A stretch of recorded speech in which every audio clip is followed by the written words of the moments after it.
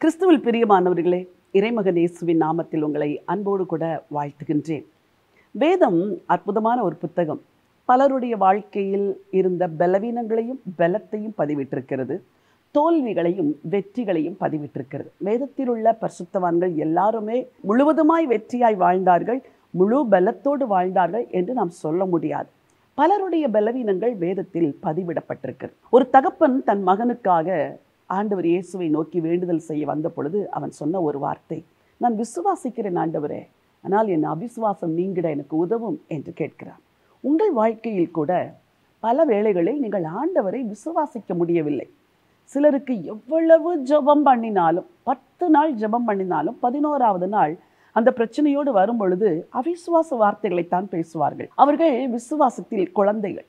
விசுவாசத்தில் வளருவது எப்படி, ஆண்டவரிடத்தில் அற்புதங்களை பெற்றுக்கொள்வது எப்படி? ஒரு வேத வசனத்தை வாசிக்க விரும்புகிறேன். ரோமருக்கு எழுதின நிருபம் 10ஆம் அதிகாரம் 17வது வசனம். ஆதலால் விசுவாசம் கேள்வியினாலே வரும், கேள்வி தேவனுடைய வசனத்தினாலே வரும். ஆண்டவருடைய வார்த்தை தெளிவாக சொல்லுகிறது, விசுவாசம் கேள்வியினாலே வரும், கேள்வி தேவனுடைய வசனத்தினாலே வரும்.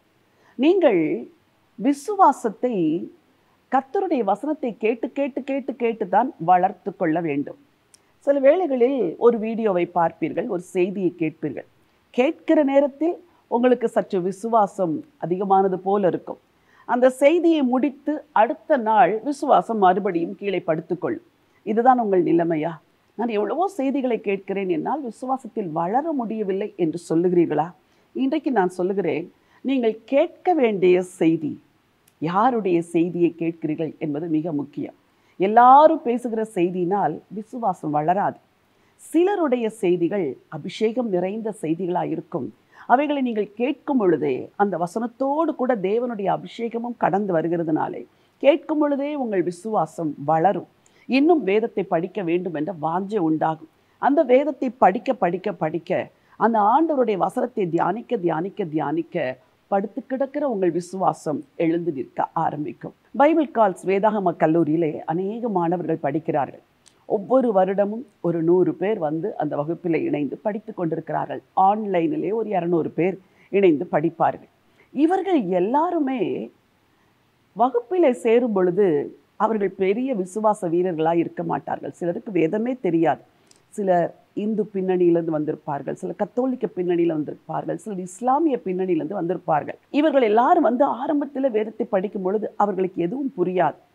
ஆதியாகமம், யாத்திராகமம், லேவியராகமம், எண்ணாகமம், உபாகமம் என்று ஒவ்வொரு புத்தகமாய் அவர்களுக்கு எடுக்க எடுக்க எடுக்க எடுக்க எல்லாருக்குள்ள ஒரு வாஞ்சை, ஐயோ வேதம் இவ்வளவு காரியங்களை சொல்லுகிறதா, இதெல்லாம் எனக்கு தெரியாதே, ராஜாக்கள் புஸ்தகம் எனக்கு தெரியாதே, இதில் இப்படியெல்லாம் தேவன் நடத்தி இருக்கிறாரா என்று ஆச்சரியப்படுவதோடு அவர்கள் கிரமமாய் வேதத்தை படிக்க தொடங்கி விடுகிறார்கள்.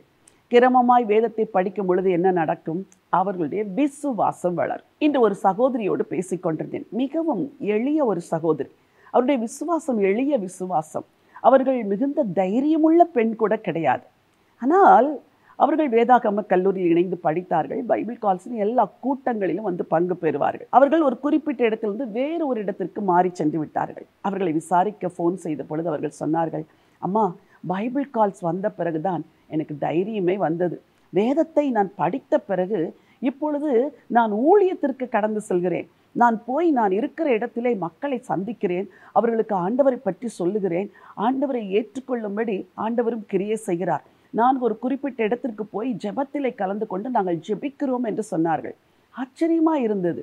எனக்கு அன்பானவர்களே, வசனத்தை கேட்க கேட்க கேட்க கேட்க வாழ்க்கையில் மாற்றம். அதே போல தான் பைபிள் கால்ஸ் ஆன்லைன் கோர்ஸில் இணைந்து ஒவ்வொரு வருடமும் ஒரு 200 பேர் படிக்கிறார்களே, அவர்கள் எல்லாருடைய வாழ்க்கையிலும் மாற்றம். ஆரம்பத்தில் ஜெபிப்பதற்கு கூட தைரியமற்ற அவர்கள் ஜெப வீரர்களாய் மாறுகிறார்கள். வேதத்தை பற்றி தெரியாத அவர்கள் வேதத்தை படிக்க ஆரம்பிக்கிறார்கள். தங்கள் குடும்பத்தாருக்கு சொல்லிக் கொடுக்கிறார்கள், பிள்ளைகளுக்கு சொல்லிக் கொடுக்கிறார்கள், சபையிலே வசனத்தை பிரசங்கிக்கிறார்கள். அவரவர் தங்கள் சொந்த சபையிலே அந்த சபையின் பக்தி விருத்திக்காக ஊழியம் செய்கிறார்கள். பைபிள் கால்ஸின் தரிசனமே இதுதான். எல்லாருக்கும் வேதத்தை சொல்லிக் கொடுத்து அவர்கள் இருக்கிற இடத்திலே அவர்களுடைய சொந்த சபைக்கு அவர்கள் ஆசீர்வாதமாக இருக்க வேண்டும். எத்தனையோ போதகர்கள் சந்தோஷப்படுகிறார்கள். இவர்களையெல்லாம் உருவாக்கி கொடுத்தீர்கள், உங்களுக்கு நாங்கள் நன்றி சொல்லுகிறோம், இன்னும் அநேகரை உங்கள் பைபிள் கோர்ஸ்லே சேர்த்து விடுகிறோம் என்று சொல்லுகிறார்கள். நல்மனதோடு அனுப்புகிறவர்கள் சிலர் சிலர் அப்படியெல்லாம் இருக்க மாட்டார்கள். அதை குறித்து நாங்கள் கவலைப்படவில்லை. எல்லாரையும் படிக்க வைத்து நாங்கள் வைத்துக்கொள்வதில்லை. அவரவர் சொந்த ஸ்தலத்துக்கு அனுப்புகிறோம். இதை ஏன் சொல்ல வருகிறேன்? விசுவாசம் கேள்வினால் வரும். இன்றிலிருந்து அபிஷேகம் பண்ணப்பட்ட தெய்வ மனுஷனுடைய வார்த்தையை கேளுங்கள். வெறும் எழுப்புதல் செய்தியை கேட்பதோடு நீங்களே வேதத்தை படிப்பதற்கு இப்படிப்பட்ட வாய்ப்புகளை உருவாக்கி கொடுக்கிற இடத்திலே இணைந்து வேதத்தை படியுங்கள். நான் ஒருவேளை உங்களை இன்றைக்கு தைரியத்தோடு சொல்ல முடியும், நீங்கள் பைபிள் கால்ஸில் இணைந்து இந்த ஆன்லைன் கோர்ஸில் ஜாயின் பண்ணி நீங்கள் வேதத்தை ஒரு வருஷத்தில் படித்து முடியுங்கள் என்று உங்களுக்கு நான் அன்பாக சொல்ல முடியும். ஒருவேளை நீங்கள் அப்படிப்பட்ட எண்ணம் உடையவர்களாக இருப்பீர்கள் என்றால் திரையில் காணுகிற எண்ணுக்கு எங்களோடு கூட தொடர்பு கொள்ளுங்கள்.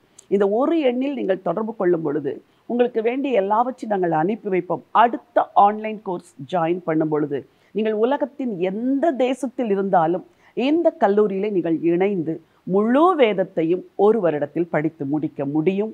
நான் நிச்சயமாய் சவாலாய் சொல்லுவேன், உங்கள் விசுவாசம் கூடும், ஜெப வாழ்வு அதிகமாகும், வேத அறிவு கூடும், மற்றவர்களுக்கு சுவிசேஷத்தை சொல்ல வேண்டும் என்ற ஆத்ம தாகம் உங்களுக்கு அதிகமாகும். விசுவாசம் கேள்வினாலே வரும். கேள்வி தேவனுடைய வசனத்தினாலே வரும். வசனத்தை நன்றாய் அறிந்து கொள்ளுங்கள், விசுவாசத்தில் வளருங்கள். ஜீவனுள்ள தேவனே, அன்பின் ஆண்டவரே, நன்றியோடு உம்மை ஸ்தோத்திரிக்கிறேன் அப்பா. உம்முடைய பிள்ளைகள் ஒவ்வொருவருக்காய் ஜெபிக்கிறேன் ஆண்டவரே. விசுவாசம் கேள்வினாலே வரும், கேள்வி தேவனுடைய வசனத்தினாலே வரும் என்ற வார்த்தையின்படி ஆண்டவரே, உம்முடைய பிள்ளைகள் விசுவாசித்து தேவனுடைய வசனத்தை கேட்டு வளரும்படி கர்த்தர் அவர்களுக்கு அனுக்கிரகம் செய்யும்படியாக ஜெபிக்கிறேனப்பா. யார் யாரெல்லாம் வேதத்தை அறிந்து கொள்ள வேண்டும், முழு வேதத்தையும் படிக்க வேண்டும் என்று வாஞ்சிக்கிறார்களோ அவர்களுக்கு ஒரு சூழ்நிலையை உருவாக்கி ஆண்டவரே, அவர்கள் விரும்புவார்கள் என்றால் இந்த ஒரு ஆண்டு வேதாகம ஆன்லைன் கோர்ஸில் அவர்கள் இணைந்து தேவனுடைய வசனத்தை கற்றுக்கொள்ள கர்த்தர் உதவி செய்ய வேண்டும் என்று சொல்லி ஜெபிக்கிறேன். மனதார வாழ்த்தி ஆசீர்வதிக்கிறேன். ஆண்டவர் இயேசுவின் நாமத்தில் ஜெபிக்கிறேன் நல்ல பிதாவே, ஆமென். பிரியமானவர்களே, ஆண்டவர் உங்கள் விசுவாசத்தை வளர்க்க விரும்புகிறார். வசனத்தை கேளுங்கள், விசுவாசத்தில் வளர்வீர்கள், வாழ்க்கையில் வெற்றி எடுப்பீர்கள். இந்த நாள் ஒரு வெற்றியினால். God bless you.